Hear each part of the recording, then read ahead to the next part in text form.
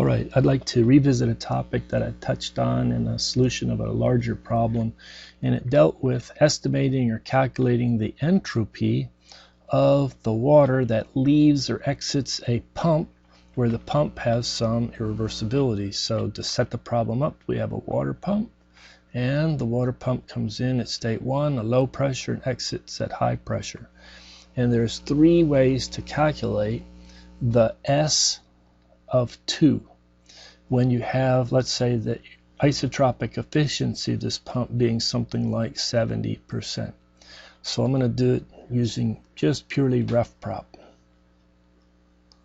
And so RefProp is a pretty trusted piece of software and can do things that are pretty hard to do by tables and by hand.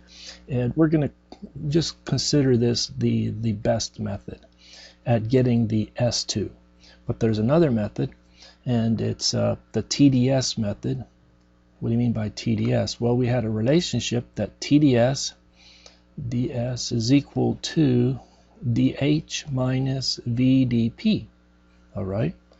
Well, this dH going from H1 to H2, that change in enthalpy, dH is this H2 minus H1. I know it's going from a small difference to a large finite difference, but it still works, is equal to V. dP is our approximation when it's reversible, and you divide it by the isentropic efficiency of the pump to get the actual change in enthalpy. So we replace the first term by V, that's a bad looking V, VdP divided by isentropic efficiency. We still have minus VdP, so we pull that term out. VdP 1 over the isentropic efficiency minus 1. And then if you're interested in only the change in the S, let's say S2 minus S1, or if you're interested in only S2, then it's just S1 plus the change in the S, which is VdP, the isentropic work, 1 over the isentropic efficiency minus 1, divided by the absolute temperature. And that's a good approximation. We'll call that the TDS method, or method number 1. So that's our first approximate method. Another approximate method was used in the solution to a problem by the textbook.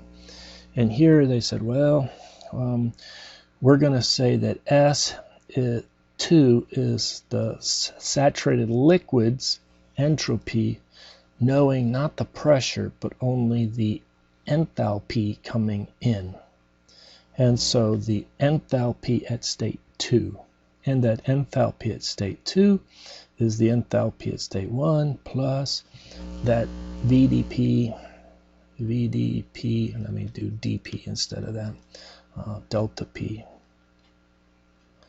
divided by the isentropic efficiency of the pump. This is alternative method. Well, how do we compare these? Let's use the software. Let's go and use RefProp and make the comparison. Well, to save time, I've done that already. So here it is, all set up. So as a introduction, we go from 1 to state 2s in RefProp. So we're talking pressure in megapascal. And then here's how to calculate, or one way to calculate, the temperature at state 1. It's right up here, you can read it, RefProp, call RefProp, asking for the temperature of the fluid water, given 2 inputs, pressure, and then Q mass is all one input. It's the quality on a mass basis. Often we use X in this textbook, but that's the syntax for RefProp. Quality on a mass basis versus quality on a molar basis. We never use it, but here it is, Q mass. And then it's an SI system of units, so that pressure is coming in megapascal, the quality is dimensionless, and the temperature is coming out in Kelvin. And then this is C3, that's where we find our pressure value, and then we're just going to hardwire 0 for saturated liquid quality. Okay, so then you can see that you can come over here for the specific volume. You just change it. The only thing really changed is the V for specific volume. And then the same thing for enthalpy. Everything else is the same.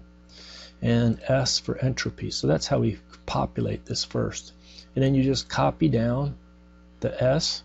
And now I know pressure and entropy. 2 megapascal is the outlet. where 20 kilopascal was the inlet. And knowing this, you now know pressure in S. You can make a call to get H2S. And so that's just calculating pressure and entropy. All right. And so that comes directly from ref prop.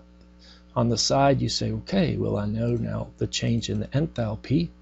If it would have been isentropic, I have the isentropic efficiency of the pump, 70%. So I take the isentropic work divided by 70%, and I get the actual work, which is a little higher. So then you add that to the incoming enthalpy to get the actual enthalpy going out. Now we know that pressure and the enthalpy actually leaving the pump, so that's like P and H. That's my little note to myself.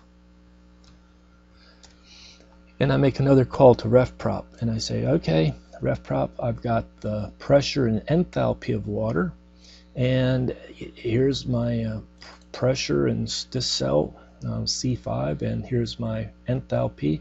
Please return the entropy, S, and it does it. And that right there is what I'd call the best value we can get. It's pretty hard to beat. Okay, so this is in the software. It's been vetted and tested and supported, and so I would say that's the best. Now, the method number one that I talk about was using that TDS relationship, and so what we want to calculate is the change in S. The enthalpy didn't really change. We calculate the VDP to get, instead of using this work right here, maybe I should have done that, is I calculate the V times the change in the pressure. That's 2 minus 0.02. To get the units right, I have to convert from megapascal to kilopascal, and there you go. And so if we look and compare these numbers, they are pretty good. They're not perfectly the same, but they're pretty good. Fourth digit. Okay, so to get this enthalpy right here, when we do this, 0.7, and then this one is this value divided by 0.7. Okay, and I'm just going to clean it up a little bit, make it look similar. Very little difference, but there's a little difference in the work. So our enthalpy is this value plus this value. Okay, and the same was here for using that. This value plus that value. Okay, but the difference was in the S. Okay, how are we going to get that S? Well, that S is the VDP times 1 over efficiency, isentropic efficiency to pump, minus 1 divided by the absolute temperature.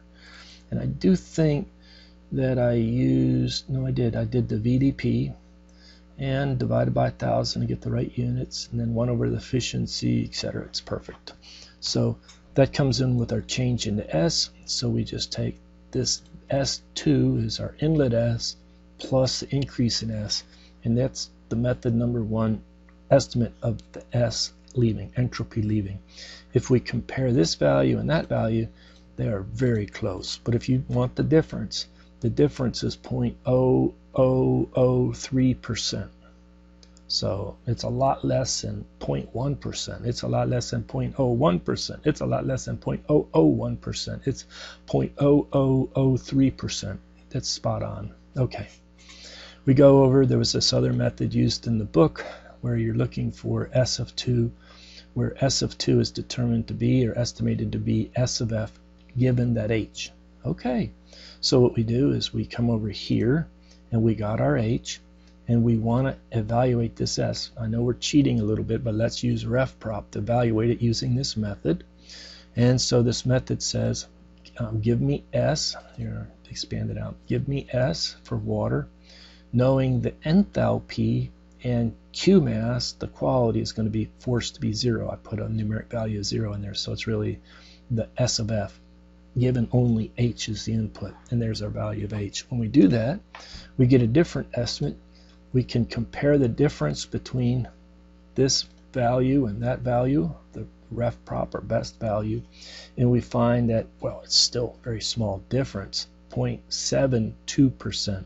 So it's less than 1%. But hey, if you're interested in being as accurate as possible, I would recommend this relationship right here, the TDS. I would recommend that over this method right here. I would not recommend, but it's in the book. But even if you use it, you're probably going to get the same overall result for that S, because it's used in a larger part of the problem, in a larger calculation. Well, anyway, I tried to address this because a few students asked me about it, and I tried to use RefProp and do a better job of comparing the numeric values. So, and when you set it up like this, you can come in and with a little bit of work, let me just change this here. I'm going to change this a little bit. And then put it like this. And then put it like this. And if I did it right, what I could do is I say, well, I'm not going from 20 kilopascal to 2 megapascal, but 20 to 1. So what's the difference? Well, it's a lower delta P.